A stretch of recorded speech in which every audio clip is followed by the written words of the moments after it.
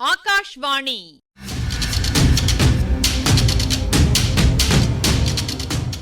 பொன்னியின் செல்வங்கள் வாசிப்பும் ஆய்வும். வாசிப்பவர் ராமசுவாமி சுதர்சன் அவர்கள்.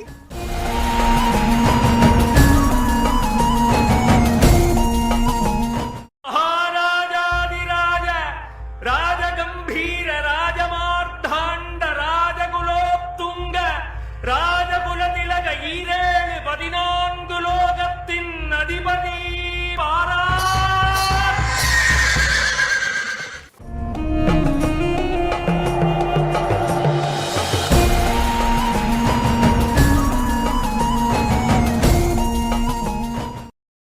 சைன்ய பலம் எத்தனை பெரியதாக சுந்தர சோழரின் புதல்வர்கள் தரப்பில் இருக்கிறது.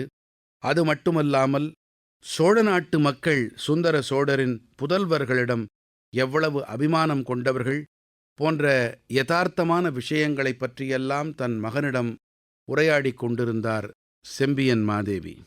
மேலும் அவர் கூறுகையில், பழுவேட்டரையர்களுடன் உறவு பூண்டதிலிருந்து மதுராந்தகனை மக்கள் வெறுக்கத் தொடங்கிவிட்டார்கள் என்றும் கூறினாள். மேலும், தாயே, மக்களின் அபிமானத்தைப் பற்றி நான் சிறிதும் கவலைப்படவில்லை. மக்களின் அபிமானம் என்னத்துக்காகும்? மக்கள் ஆளப்பட வேண்டியவர்கள். சிம்மாசனத்தில் யார் வீற்றிருந்து அரசு செலுத்துகிறார்களோ அவர்களிடம் மக்கள் பக்தி செலுத்த வேண்டியவர்கள். மகனே, உனக்கு போதனை செய்திருப்பவர்கள் அரசியல் நீதியின் ஆரம்ப தத்துவத்தைக் கூட உனக்கு உணர்த்தவில்லை. மக்களின் அபிமானம் இல்லாமல் எந்த அரசனும் நீடித்து அரசு செலுத்த முடியாது. அப்படி அரசு புரிவதில் புண்ணியமும் இல்லை. இவ்வாறு அந்த பெருமூதாட்டி சொல்லிக் கொண்டிருந்தபோது அரண்மனை வாசலில் ஒரு பெரும் ஆரவாரம் கேட்டது. ஓலக்குரலும் சாபக்குரலும் கோபக்குரலும் கேள்விக்குரலும் ஆயிரக்கணக்கான மனித கண்டங்களிலிருந்து எழுந்து பெருங்காற்று அடிக்கும்போது சமுத்திரத்தில் உண்டாகும் பயங்கர பேரொலியாக கேட்டது. மகனே, சோழ சாம்ராஜ்யத்துக்கு ஏதோ பெரும் விபத்து நெருங்கிக் கொண்டிருக்கிறது. அதன் முதல் அறிகுறி இது. நான் அரண்மனைக்கு வெளியே சென்று என்ன விஷயம் என்று தெரிந்து வருகிறேன். அதுவரையில் நீ இங்கேயே இரு என்றாள் அன்னை. ஓடையருகில் வந்ததும் படகில் வீற்றிருந்த அரசளங்குமாரி குந்தவைதான் என்பதை வந்தியத்தேவன் நன்கு தெரிந்து கொண்டான். ஆழ்வார்க்கடியான் அவ்விடத்தில் நிற்கவே வந்தியத்தேவனும் தயங்கி நின்றான். அப்பனே, ஏன் நிற்கிறாய்? இளைய பிராட்டி வெகு நேரமாக உனக்காக காத்திருக்கிறார். படகில் ஏறியதும் இளவரசர் வந்துவிட்டார், பத்திரமா இருக்கிறார் என்ற சமாச்சாரத்தை முதலில் சொல். உன்னுடைய வீர பிரதாபங்களை அளந்து கொண்டு வீண் பொழுது போக்காதே. நான் திரும்பி போகிறேன். பழையாறையில் இன்றைக்கு நாம் கலவர பிசாசை அவிழ்த்து விட்டு விட்டோம். அதை மறுபடியும் பிடித்து கூண்டில் அடைக்க முடியுமா என்று பார்க்கிறேன். உன்னுடைய தடபுடல் சாகசங்களினால் எத்தனை தொந்தரவுகள் நேரிடுகின்றன என்று ஆழ்வார்க்கடியான் சொல்லிவிட்டு வந்த வழியாக விரைந்து திரும்பிச் சென்றான். வந்தியத்தேவன் மனத்தில் ஒரு பெரும் வியப்பு ஏற்பட்டது. இவன் எப்படி எல்லா விவரங்களையும் தெரிந்து கொண்டிருக்கிறான்? இத்தனைக்கும் நம்மை ஒரு விவரமும் கேட்கவில்லை. வெறும் ஊகமா அல்லது எல்லாம் அறிவானா? ஆண்டிகளில் பரம்பரை ஆண்டி என்றும் பஞ்சத்துக்கு ஆண்டி என்றும் 2 வகை உண்டு. ஒற்றர்களிலும் இப்படி 2 வகை உண்டு போலும். நான் அவசரத்துக்கு ஒற்றனானேன். ஆகையால் அடிக்கடி சங்கடத்தை வருவித்துக் கொள்ளுகிறேன். இந்த வைஷ்ணவன் பரம்பரை ஒற்றன் போலும். அதனால் ஒருவித பரபரப்பும் இல்லாமல் சாவதானமாக தன் வேலையை செய்து வருகிறான். ஆனால் யாருக்காக இவன் வேலை செய்கிறான்? இவன் தன்னை பற்றி கூறியதெல்லாம் உண்மைதானா? இவ்விதம் யோசித்துக் கொண்டே ஓடை நீர்க்கரைக்கு வந்த வந்தியத்தேவன் ஓடத்திலிருந்த இளவரசியின் முகத்தை பார்த்தான். ஆழ்வார்க்கடியானை மறந்தான். தான் போய் வந்த காரியத்தை மறந்தான். உலகத்தை மறந்தான். தன்னையும் மறந்தான். ஆஹா, இந்த பெண்ணின் முகம் தன்னை விட்டு சிறிது நேரம் கூட பிரிந்திருக்கவில்லை. கனவிலும் நனவிலும் புயலிலும் மழையிலும் காட்டிலும் கடல் நடுவிலும் தன்னுடன் தொடர்ந்து வந்தது. ஆயினும் என்ன விந்தை! நேரில் பார்க்கும்போது இந்த பெண் முகத்தின் அழகு எதனால் அதிகப்பட்டு காண்கிறது? ஏன் தொண்டையை வந்து அடைக்கிறது? நெஞ்சில் ஏன் இந்த படபடப்பு? சுய நினைவு இல்லாமலே வந்தியத்தேவன் தண்ணீரில் சில அடிகள் இறங்கிச் சென்று ஓடத்தில் ஏறிக்கொண்டான். இளவரசி ஓடக்காரனை பார்த்து சமிக்ஞை செய்தாள். ஓடம் நகரத் தொடங்கியது. வந்தியத்தேவனுடைய உள்ளமும் ஊஞ்சலாடத் தொடங்கியது. நிமித்தக்காரா, இளவரசர்களுக்கு மட்டும்தான் நீ நிமித்தம் சொல்வாயா? எனக்கும் சொல்வாயா? நிமித்தம் எப்படி சொல்வாய்? வானத்து கிரகங்களையும் நட்சத்திரங்களையும் பார்த்து சொல்வாயா, அல்லது காக்கை குருவிகளை பார்த்து சொல்வாயா, கைரேகை பார்த்து சொல்வாயா, முகக்குறி பார்த்துத்தான் சொல்வாய் போல் இருக்கிறது. இல்லாவிட்டால் ஏன் என் முகத்தையே வெறித்து கொண்டிருக்கிறாய்?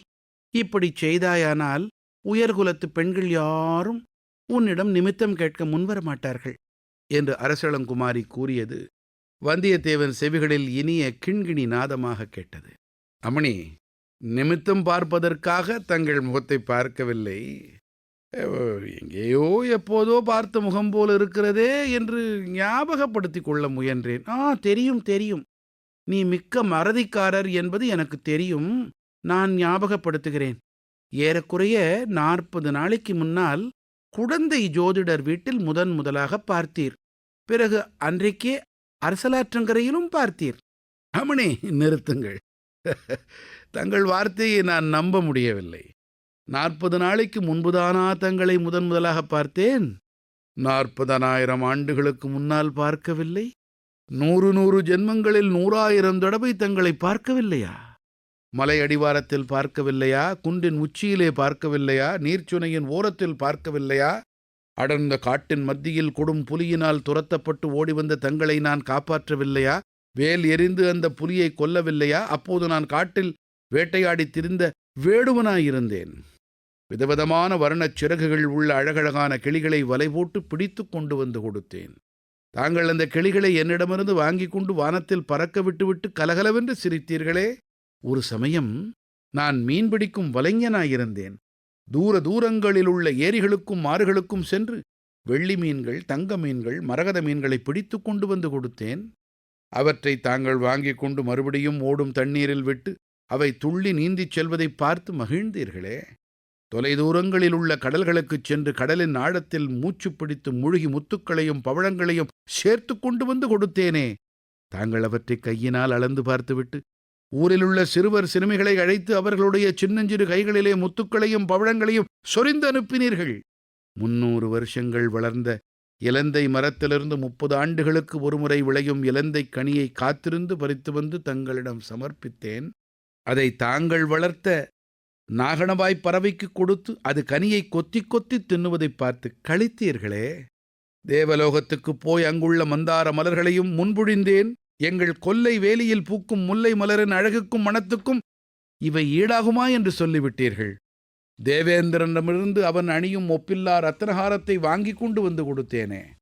ஒழுக்கமற்ற இந்திரன் அணிந்த மாலையை நான் கைகளினாலும் தொடுவேனோ என்று சொல்லிவிட்டீர்கள். கைலாசத்துக்குச் சென்று பார்வதி தேவியின் முன்னால் தவங்கிடந்து தேவி பாதத்தில் அணியும் சிலம்பை வாங்கி கொண்டு வந்து கொடுத்தேன். தங்கள் பாதங்களில் சூட்டி விடுவதாகச் சொன்னேனே.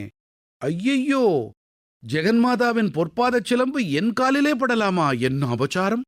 திரும்ப கொண்டு போய் கொடுத்துவிட்டு வா என்றீர்கள். போர்க்களத்துக்குச் சென்று 64 தேசங்களின் அரசர்களையும் வென்று அவர்களுடைய மணிமகுடங்களையெல்லாம் சேகரித்துக் கொண்டு வந்து தங்கள் முன் காணிக்கை செலுத்தினேன். தாங்கள் அந்த மணிமகுடங்களை கால்களால் உதைத்து தள்ளினீர்கள். ஐயோ, தங்கள் மெல்லிய மலர்பாதங்கள் நோகுமே என்று கவலைப்பட்டேன். இளவரசி, இவையெல்லாம் உண்மையா இல்லையா? அல்லது 40 நாளைக்கு முன்பு முதலாக தங்களை நான் பார்த்ததுதான் உண்மையா என்றான் வந்தியத்தேவன். அப்படியும் அவன் பேசி முடித்து விட்டதாக காணப்படவில்லை. தேவி, இன்னொரு ஞாபகம் வருகிறது. ஒரு சமயம் வெள்ளி ஓடத்தில் நாம் ஏறி தங்க பிடி போட்ட தந்த துடுப்புக்களை பிடித்து கொண்டு வானக்கடலில் வெண்ணிலா அலைகளை தள்ளி கொண்டு பிரயாணம் செய்தோமே என்று ஆரம்பித்தான். ஐயையோ, இந்த நிமித்தக்காரனுக்கு நன்றாய் பைத்தியம் பிடித்து விட்டது போலிருக்கிறது. படகை திருப்பி கரைக்கு கொண்டு போக வேண்டியதுதான் என்றாள் இளவரசி. இல்லை தேவி, இல்லை. சற்று முன்னால் இந்த ஓடைக்கரைக்கு வந்து சேரும் வரையில் என் அறிவு தெளிவாகத்தான் இருந்தது. இல்லாவிட்டால் இந்த பழையாறை நகருக்குள் பிரவேசிப்பதற்கு நான் உபாயம் கண்டுபிடித்திருக்க முடியுமா? மதுராந்தகத்தேவரின் நிமித்தக்காரன் என்று சொல்லி அதை நம்பும்படியும் செய்து அரண்மனைக்கு வந்திருக்க முடியுமா? வைத்தியர் மகனிடமிருந்துதான் அவ்வளவு எளிதில் தப்பி வந்திருக்க முடியுமா?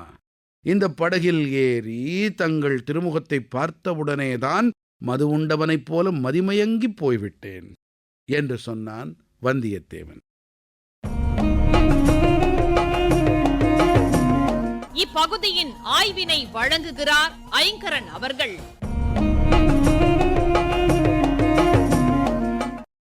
நேர்களே, இன்றைய பேச்சு வழக்குல மூளை சலவைன்னு நகைச்சுவையா குறிப்பிடப்படுற வன்பிடி போதனை எந்த அளவுக்கு மதுராந்தகரை பாதிச்சிருக்குதுன்னு பார்த்தோம். நல்ல வேளை அவரை மேலும் பேச விடாம அரண்மனை வாசல்ல பெருத்த ஆரவாரம் கேட்குது.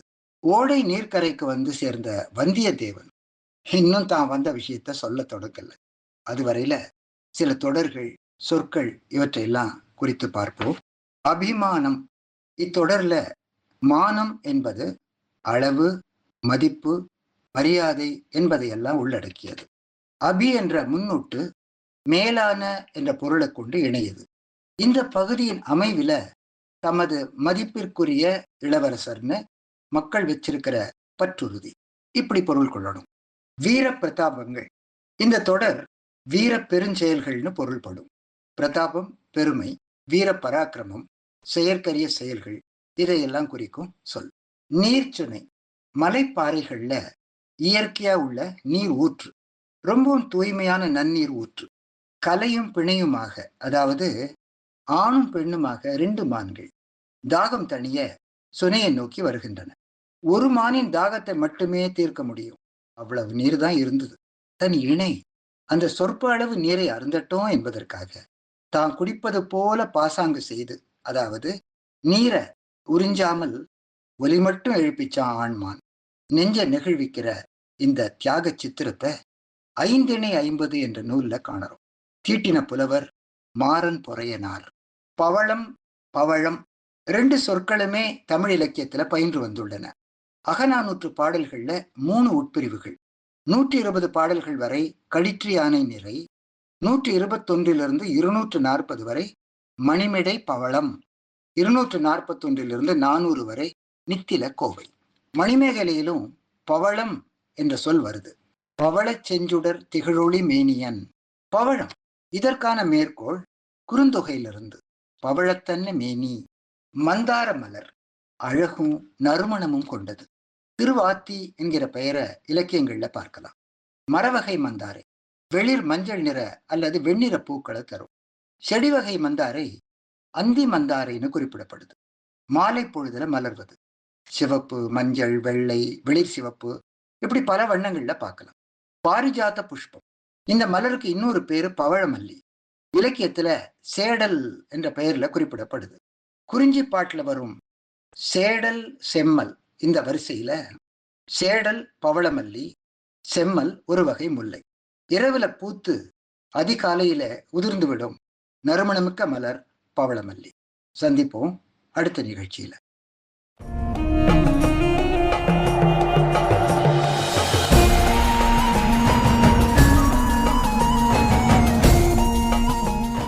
பொன்னியின் செல்வங்கள் வாசிப்பும் ஆய்வும் கேட்டீர்கள். வாசித்தவர் ராமசுவாமி சுதர்சன் அவர்கள். ஆய்வினை வழங்கியவர் ஐங்கரன் அவர்கள். படைப்பு சென்னை வானொலி நிலையம்.